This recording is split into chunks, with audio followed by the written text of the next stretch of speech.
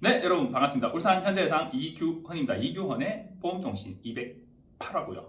이번 주에 뭐 살펴볼 거냐면 실선 구간에서 진로 변경하면 무조건 중과실 처벌되는 거냐? 제가 네이버 익스퍼트 통해 가지고 질문 들어오면 제가 답변을 해드리거든요. 오늘 질문 들어온 거예요. 원래는 뭘 하려고 했냐면 얘를 하려고 했는데 얘가 부주제로 밀렸어요.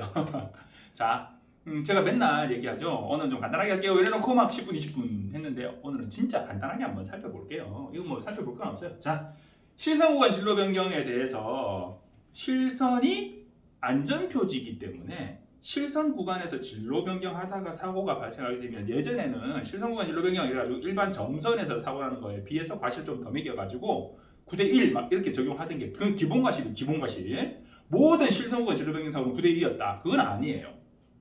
실선 구간에서 진로 변경했지만 진행하는 차가 뭐 전혀 이거 주의하기 힘들게 확 돌아와 버렸으면 이건 뭐 어떻게 할 수가 없죠. 그건 100대 빵이죠. 근데 실선 구간에 들어갔어도 진행하는 차가 충분히 주의할 수 있었음에도 불구하고 뭐 이러면은 또 9대1이 아니라 8대2 뭐 이런 게 될 수도 있겠죠. 기본 과실이라는 거예요. 그랬었는데 이제는 검찰에서 실선은 안전표지다. 넘어가면 안 되는 금지표지다. 그러니까 이걸 넘어가는 거는 교통사고 처리 특례 도로교통법에도 있죠. 법에서 정한 이거 하지 마라. 이거 하면 이거 하다가 사람 다치게 하면 너 처벌한다. 교통사고는 실수니까 처벌 안 하는데 요거는 처벌한다라고 규정해놓은 교통사고 처리 특례법 제3조 2항의 단서 안에 들어가 있는 신호 및 지시 의무 위반, 신호 위반한 거, 지시 의무를 위반한 거, 실선 구간에 넘어가지 말라는 거는 그 실선은 지시이다. 지시, 넘어가지 말라는 지시, 지시 의무를 위반한 거다. 그러니까 형사처벌 해야 된다라고 검찰에서 판결을 내가지고 그 이후로 지금 실선 구간 진로 변경은 백두방 이렇게 하고 있죠. 그런데 여러분 뭘 살펴봐야 되냐면 제가 늘 얘기하잖아요. 순간 속력 그리고 평균 속력 뭐 이런 게 있어요. 우리가 도로교통사고 감정사 공부를 할 때 보면 울산에서 서울까지 천리길이라고 하거든요. 한양 천리길. 자, 400km라고 칩시다. 400km인데 내가 출발해서 도착까지 4시간 걸렸어요. 평균 속력은 시속 100km죠. 1시간에 100km. 자, 4시간 걸렸어요. 그런데 순간 속력이 있죠. 그러면 시속 100km로 갔으니까 중간에 카메라 안 찍혔어야 되죠. 근데 가가지고 일 보고 내려왔는데 집에서 뭐 열심히 막 이러고 살고 있는데 뭐 하나 날라왔어요. 득 찍혀가 날라왔는데 보니까 시속 136km로 막 찍혀 있어. 뭐죠? 평균이라는 거죠. 그죠? 자, 팍 찍혔을 때는 몇 킬로예요? 136km죠. 그것만 보고 너 울산에서 서울까지 무려 시속 136km로 달렸어? 그거 아니잖아요. 그보다 훨씬 낮은 속도로 달린 것도 있고 더 높은 속도로 달린 것도 있을 수 있고 휴게소 들렀을 수도 있고 그죠? 전체는 어쨌든 평균 100km/h의 속도로 달린 거죠. 사고를 분석할 때는 그 퍽 찍혔을 때 그때 몇 킬로? 요것만 보면 안 된다는 거예요. 그 전의 움직임을 봐야 된다는 거예요. 무슨 말인지 아시겠죠? 퍽 찍혔을 때 그때 위치도 중요해요. 뭐냐면 실선 구간 진로 변경을 인정하는데 자 경찰에서 다시 질의 올려가지고 답변 내려온 거 제가 저번에 설명 한번 드렸어요. 궁금하신 부분 있으시면 찾아보세요. 자, 정지선이 있는데 정지선 앞에 실선이 이렇게 돼 있어. 여기 이제 끊겨 있고, 자 이렇게 돼 있어요. 여기 삼거리야. 여기서 이렇게 좌회전 나올 수 있는 이 골목이 하나 있어요. 자, 근데 문제가 뭐냐면 여기 또 끊겨 있어. 여기도 골목이 하나 있어. 이렇게 돼 있어요. 그래서 이 구간이 얼마 안 돼. 그래서 점선 그리고 실선인데, 자 정지선에 이어진 여기가 이제 보통 실선이라고 얘기하잖아요. 근데 여기는 3m인데 이거 2m야. 여기서 이렇게 넘어오다가 사고라면 이거 실선 구간 진로 변경 사고인가요? 그거 아니라고 제가 말씀드렸어요. 그죠? 이 점선의 규정에서 보통 도시 구간 3에서 5m 돼 있고요. 고속도로 최대 점선 요 선 하나의 길이가 고속도로에서 10m가 최대입니다. 최대. 우리가 점선으로 띄엄띄엄 그릴 수 있는 선 중에서 가장 길게 그릴 수 있는 게 10m예요. 그러면 무조건 10m 넘는 점수는 없냐? 아니에요.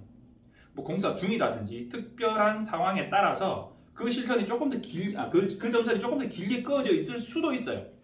그럼 이게 실선이냐 점선이냐를 가지고 막 따져야 되는 그런 상황이 발생할 수도 있는데 어쨌든 법에는 최대가 10m예요. 그러면 정지선 앞에서 적어도 10m 이상은 돼야 그래야 너 이거 넘지 말라고 이렇게 쭉 꺼놨는데 이걸 넘어갔어? 라고 중과실 처벌할 수 있는 기준이 된다는 거죠. 그러니까 이 실선의 기준이 되느냐 안 되느냐도 먼저 따져야 되고요. 자, 실선이 된다고 봅시다. 되는데 여기 점선 오다가 이제 실선인데 요렇게 건너갔어요. 요렇게 사고 났어요. 이거 실선과 진로변경으로 봐야 되나요? 이 정도는 실선과 진로변경으로 처벌하지 않아요. 자, 여기서 막 좀 더 가서 건너갔으면 됐을 텐데 요렇게 건너서 요렇게 요거 좀 물고 자, 이렇게 사고 났어요. 이거 실선과 진로변경으로 처벌해야 되나요? 실선이라고 하는 건 무조건 넘으면 안 되는데 너 타이어로 밟고 넘었어. 너 이거 중과실 처벌 그러지 않는다는 거예요. 그러면 이 10m의 규정을 한번 준용해 보면 어느 정도가 되냐? 실선이 있을 때 실선 전후 한 10m 이내에서 들어간 정도면 중과실 처벌을 조금 중과실 사고 적용을 배제를 고려해 볼 수 있는 정도의 사고가 된다라는 거죠. 여기 걸쳤다 이거 아니에요. 요 정도. 차체 전체가 20m 안 된다 이 정도. 차체 전체가 20m 안 되는 이 정도 얘기지.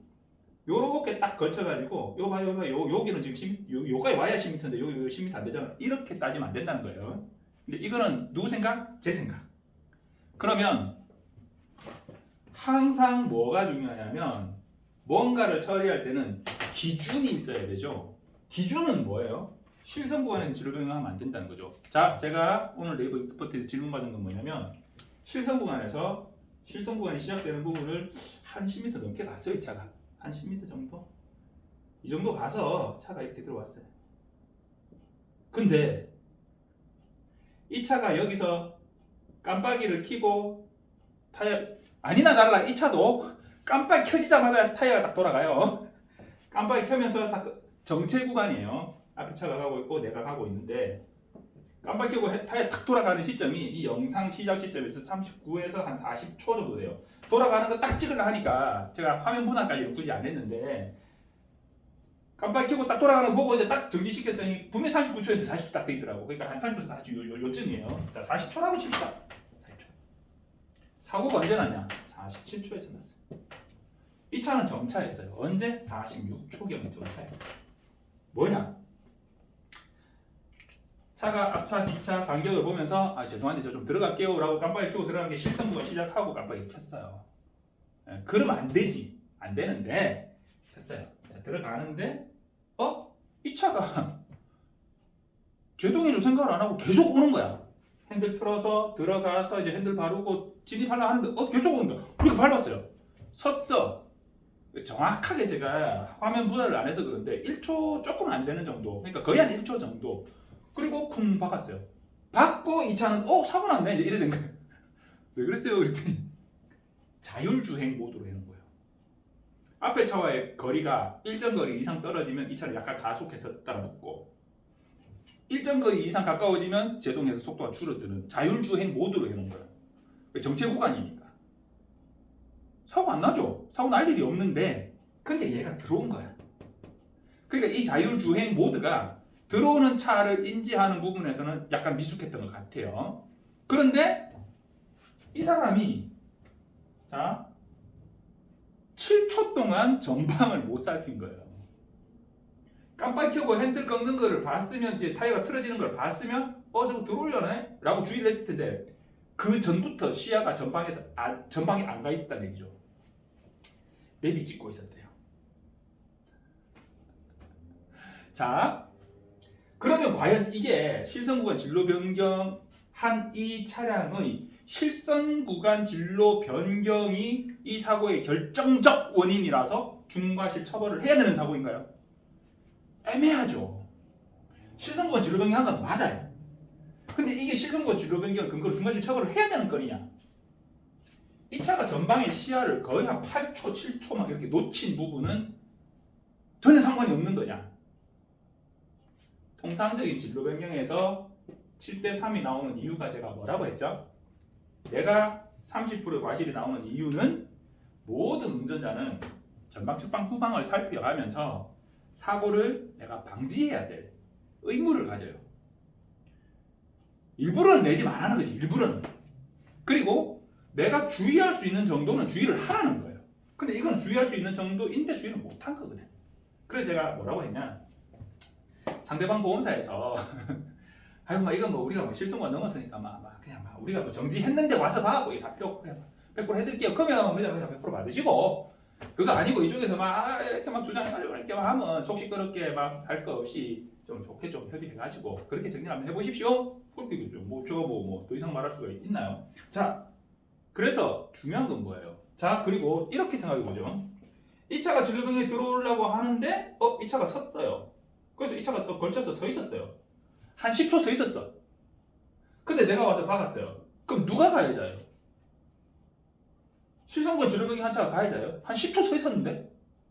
한 10초 넘어요? 좋다. 1분 서 있었다 칩시다. 정체돼가지고 1분 동안 서 있었는데 쿵 와서 박았어요. 내가 실선권 진로변경 한 건 맞아요. 그럼 가해자인가요? 이거 중과실 처벌해야 돼요? 아니라는 거죠. 자, 1분 하니까 명확하죠. 10초는 좀 애매한가요? 5초는? 1초는? 제가 늘 얘기하는 부분에서 사고의 과실을 분석할 때는 시간과 거리와 속도 관계를 봐야 된다라고 늘 얘기하잖아요. 그죠? 아까 처음에 팍 찍힌 136km 그것만 보면 안 된다라고 얘기하는 게 바로 그거예요. 사고가 나서 이 쿵 박은 이 상황 사진 딱 찍어놨어요. 누가 봐도 이놈이 잘못한 거지. 실종권 진로 변경했는데. 근데 그 전 상황. 자, 이렇게 걸치고 있은 지 한 10분 정도 됐어요. 근데 와서 박았어. 이 차가 가해자라고? 정말? 진짜? 그거 아니잖아요. 도로가에 불법 주정차를 해놨어요. 누가 봐도 툭 튀어나오게 잘못했어. 지나가면서 그거 박았어요. 그럼 얘가 가해자예요?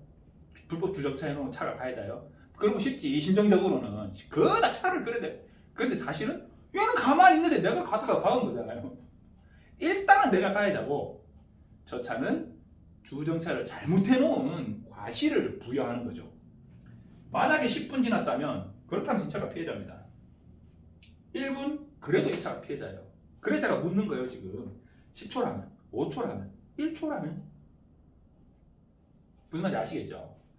이 차가 방금 처음 제가 얘기했듯이 섰는데 한 1초 만에 와서 박았어요.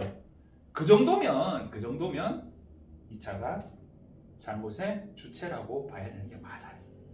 그런데 그 시간이 어느 정도면 이제 이 차한테 책임이 면해지느냐?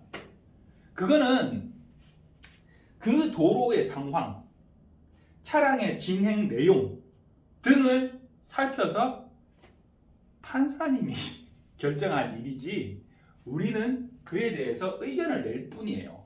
어떤 사람은 그 정도면 얘가 잘못한 게 맞다. 어떤 사람은 그 정도면 얘가 잘못한 게 맞다라고 볼 수 있어요. 의견이 갈릴 수 있는 상황. 그리고 똑같은 사고란 건 있을 수 없다고 제가 말씀드렸잖아요. 똑같이 1초라도 상황은 다를 수 있어요. 속도가 다르고 거리가 달라요.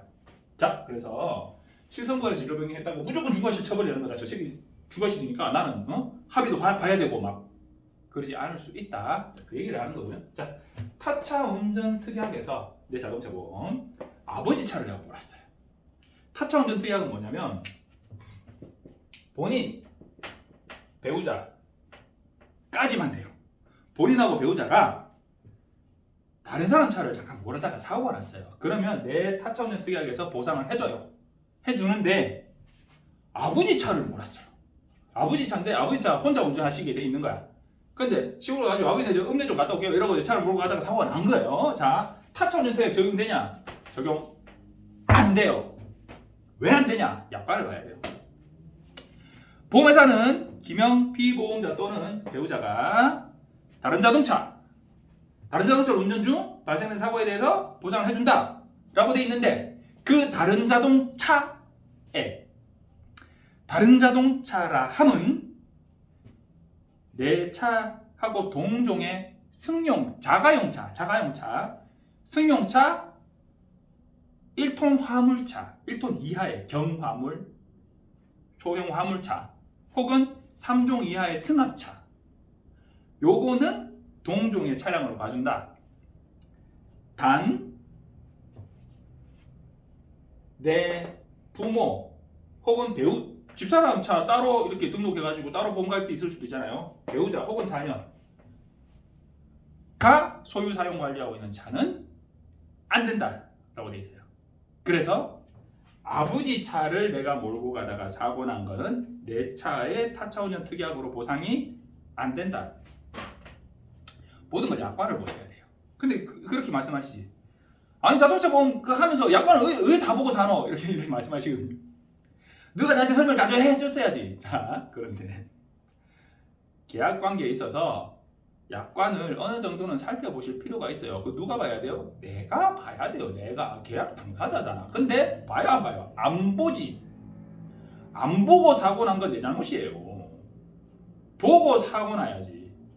보고 내가 알고 있는데 그 아는 내용대로 해가지고 사고가 났다. 그럼 보상이 되는 거죠. 내가 이걸 알았으면 아버지 차를 안 몰았겠지. 안 몰거나 아주 조심했겠지.